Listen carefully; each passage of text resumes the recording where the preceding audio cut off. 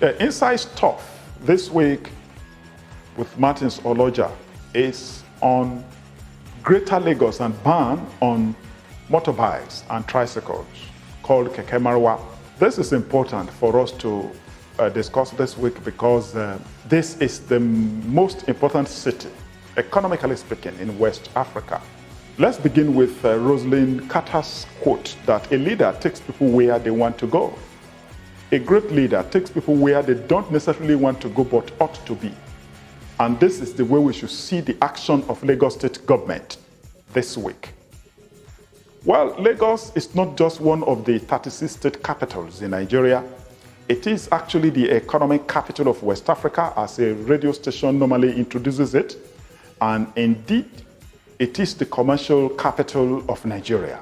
This was introduced to us like that barely 44 years ago, when a head of state proclaimed Abuja as Nigeria's new capital. Specifically, General Murtala Mohammed pledged to the nation that Lagos will continue to remain a special area, and that Lagos will be worked into the 1979 Constitution, then in the works, as the commercial capital of Nigeria.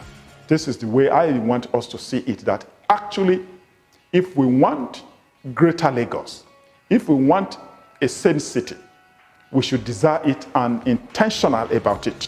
And we should encourage the government to develop it to be an envy of everybody. It's no longer one of the Yoruba state's capital. It is the commercial capital of West Africa.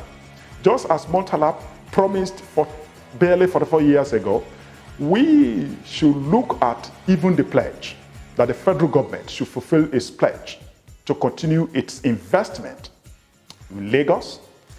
They specifically mentioned development of the two ports as national security assets. They should not leave alone, and they are constructing the roads now, maybe 44 years after. We should just look at what even the US president said this week when he was developing the Middle East plan of his government. He said, "I wasn't elected to do small things.